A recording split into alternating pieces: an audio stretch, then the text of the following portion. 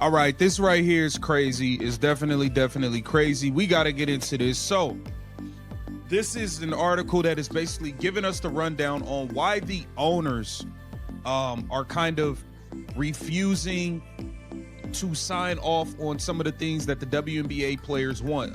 It points out viewpoints like them viewing it as an unstable business up to this point, because we always hear about how the WNBA has been in the red. Obviously, boom, deadline, no deal done, deadline. What are we gonna do? Like, this is giving you the WNBA Commissioner's apparent refusal to even consider signing the new CBA agreement was more than just a negotiating technique. It was a play that set off an incredible inferno, sending enormous shockwaves across the entire league. Think about it. This was neither a planned delay or a request for additional talks. This was a clear rejection of the concept of fairness, a direct challenge to the equity for which the participants were fighting. And you better believe that superstars like Caitlin Clark, who are actively altering the game and bringing in millions of new fans, would not tolerate such blatant dismissal. Suddenly, all of the owners' feeble, self-serving arguments for their position were exposed, revealing the genuine nasty battle lines carved in the sand. The players' message became cohesive and obvious. This fundamental injustice would not stand. The gloves were officially removed, leaving no possibility for silence or compromise. Why the WNBA owners have taken the stance that they have decided to take ultimately when it comes down to getting this new CBA deal done. And this is why they are standing firm on their stance. Here it says, WNBA Sports Press covers WNBA negotiations from the owner's point of view. It says the WNBA players have quickly become some of the most recognizable female athletes in the world. The owner's worn old tale is at the center of both ownership and defiance. For years, they've been telling people that the WNBA is simply an unstable enterprise that is always losing money. This stance has become a comfortable cloak for them, an excuse they use to justify withholding fair compensation from the athletes whose extraordinary talent and hard effort are propelling the league's unmistakable rise. However, this tired refrain conflicts fiercely with the reality we all observe. Booming ticket sales, sold-out arenas, and unprecedented viewership numbers are propelling the league into an exciting new era. The claim of instability now appears to be a deliberate manipulation rather than a business reality, a strategy meticulously designed to protect profits and hoard wealth at the direct expense of the athletes. The truth beneath all that corporate spin paints a completely different story. It says the WNBA players have quickly become some of the most recognizable female athletes in the world, with ballooning ticket sales and record-breaking viewership over the past 2 seasons. As a result, league revenues have soared. But unlike their male counterparts in the National Basketball Association, who are guaranteed 50% of the NBA's basketball-related income, WNBA players are not guaranteed a percentage of such income, which includes things like media deals, merchandise, ticket sales, concessions. So the players haven't shared in the league's flood of new revenue. A recent estimate. Let's be clear. The past 2 seasons have witnessed nothing short of an explosion of interest, an unprecedented rise powered by a new generation of intriguing and marketable talent. As a direct result, league income soared to record highs, delivering a physical, indisputable evidence to the WNBA's tremendous commercial worth and its expanding cultural significance. This financial surge, however, has inexplicably not translated into equal recompense for the players who work tirelessly on the court every night to generate every single dollar of that newfound income. Instead, the owners appear determined to cling to antiquated financial arrangements, diverting significant riches away from the people whose skill and charisma are what truly convert the WNBA from a business into a spectacle. This vast difference isn't just unfair on a surface level. It's a blatant, brutal betrayal of the league's most precious asset, its players. Things like media deals, merchandise, ticket sales, concessions. So the players haven't shared in the league's flood of new revenue. A recent estimate put the women's 2025 pay at about 7% of revenue. Okay, as a result, the WNBPA opted out of the collective bargaining agreement in October, and the league has been careening toward a lockout as negotiations soured, with revenue sharing being the largest sticking point. Despite the massive amount of money coming into the WNBA, the league, which is majority owned by NBA owners, wants to keep the— Here's the bomb. To properly understand the scope of this injustice, compare them to their male colleagues in the NBA. NBA players are guaranteed a full 50% of total league revenue, a plain and clean revenue split. WNBA players, on the other hand, follow a radically different and frankly disrespectful system. They are not guaranteed a share of the big media deals, booming merchandise sales, or record-breaking ticket sales that they create. According to a recent prediction, women's compensation for the next 2025 season will account for only 7% of overall league earnings. Let that sink in.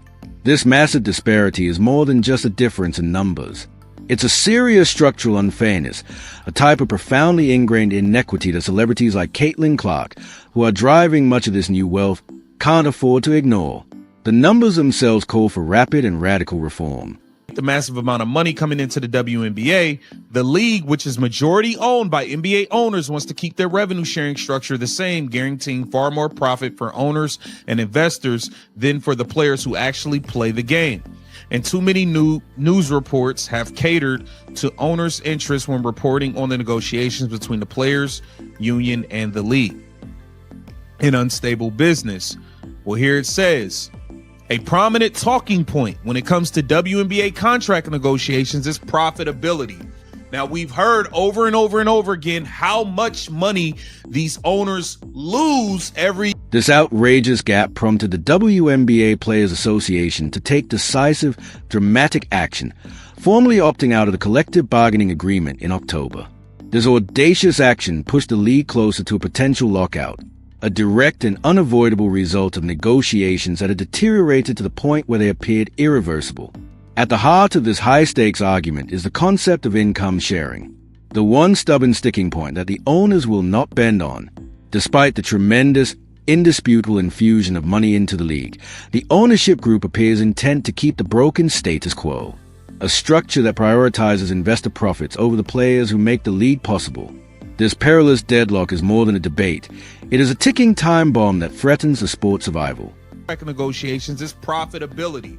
Now, we've heard over and over and over again how much money these owners lose every year. Oh, we finished in the red, we're in the red, we're in the red, we're in the red. Even with the soar of Caitlin Clark, they claim to have finished in the red. They had to get everybody private jets because everybody was tripping that Caitlin Clark had them.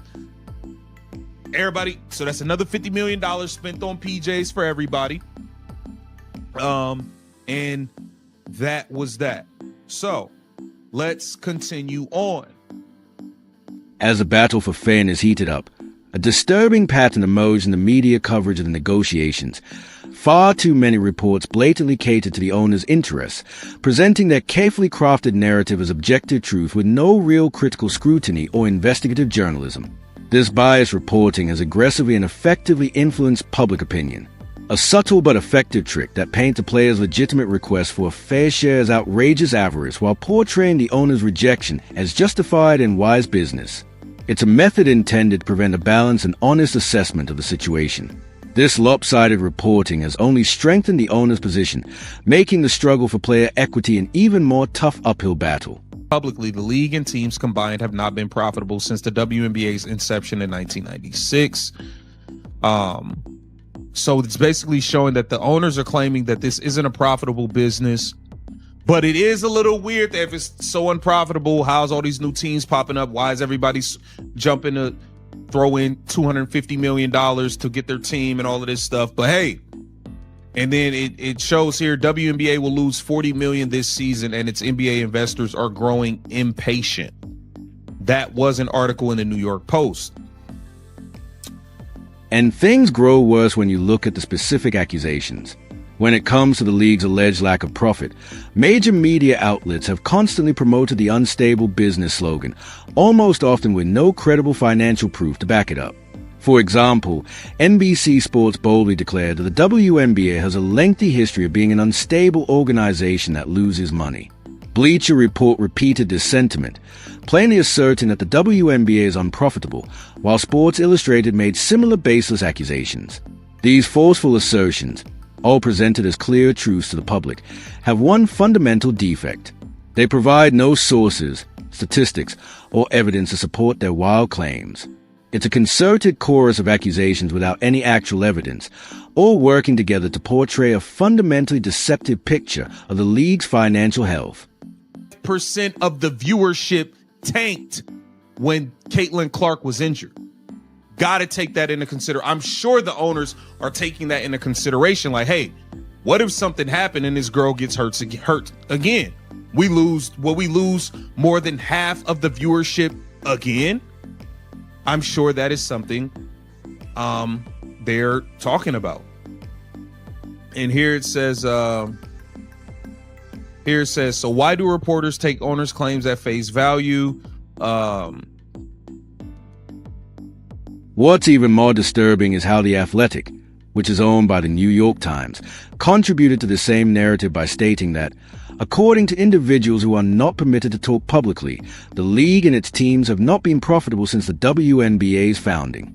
Relying entirely on anonymous sources with no supporting proof raises fundamental concerns about journalistic honesty and ethics. This strategy fosters a clandestine culture in which true financial realities are purposefully concealed, making it impossible for players and even fans to fully comprehend the economic picture. Such opacity inevitably creates great distrust. But this is when the owner's entire tale falls apart. If the WNBA is truly unprofitable, if it is continuously losing money, as they claim, why are new teams cropping up with frightening frequency? And why are investors willing to spend a stunning $250 million to obtain a new franchise? These large real-world investments clearly invalidate the owner's assertions of instability, exposing their arguments as entirely bogus. But this is when the owner's full story unravels. If the WNBA is truly unprofitable, as they argue, why are new teams forming so frequently? And why are investors willing to pay a whopping $250 million for a new franchise? These significant real-world investments obviously undermine the owner's claims of instability, exposing their reasoning as completely false. That comment also alluded to another layer of complexity, the NBA's enormous financial backing. According to the narrative, the NBA has invested heavily in the Women's League, and WNBA owners now see themselves as recouping that investment rather than reinvesting additional income in their players. And then there's the clear Caitlin Clark influence. A clear reality that owners cannot ignore. When Clark was tragically injured, an astounding 55% of the league's total viewership went overnight. This significant decline is more than simply a number. It's a powerful demonstration of a unique league-altering impact. Owners are surely scrutinizing this, calculating the enormous danger of losing half their audience if their most popular star is sidelined. But here is the aggravating paradox. This terrible potential is now being used by the owners to justify their refusal to agree to player-centric income sharing. They claim that this susceptibility makes it difficult to promise high revenue percentages, a cynical calculation that utilizes player well-being as a justification for limiting their wages. To make matters worse, the owners have a reputation for secrecy. The WNBA has frequently requested financial openness, but these demands have been met with opposition, leaving players to negotiate blindly. This leads us to the owner's inflexible viewpoint. Players receiving a 50% salary decrease, as seen in the NBA, is simply not possible. As an apparent concession, they offered tripling salaries. However, this deal comes with a complicated catch. Revenue sharing is only implemented if specified growth targets are met. Benchmarks that anonymous sources claim have never been met. Digging into the details reveals that the setup, combined with the 2020 season shutdown, made these benchmarks nearly impossible to achieve. Even if they were hit, players would only receive a small portion of the total. This is not a revenue share. It's a phantom promise, a complex mechanism designed to create the appearance of progress. The stark contrast is between the clean sharing that players expect and this complicated formula, a semantic manipulation that allows a league to claim they're sharing revenue while players receive little more than peanuts. The fight for true clean sharing is about more than money. It is all about respect. The WNBA's rapid growth, fueled by stars such as Clark, contrasts sharply with its refusal to offer a fair deal. This flagrant disregard for player equity has pushed the league's most recognizable faces to the brink. They are tired of being undervalued, tired of the excuses, and tired of the hidden financial deals. This simmering rage requires a resolution. The battle for a fair CBA continues, with players wanting transparency, equity, and a fair share of the WNBA's rising success. The owner's entrenched opposition, bolstered by spurious financial claims, is now facing a more united and vociferous player base. This is not merely a labor dispute. It's a battle for the future of women's professional sports. A call for respect that extends well beyond the basketball floor. The spotlight shines brighter than ever, and the entire world is watching.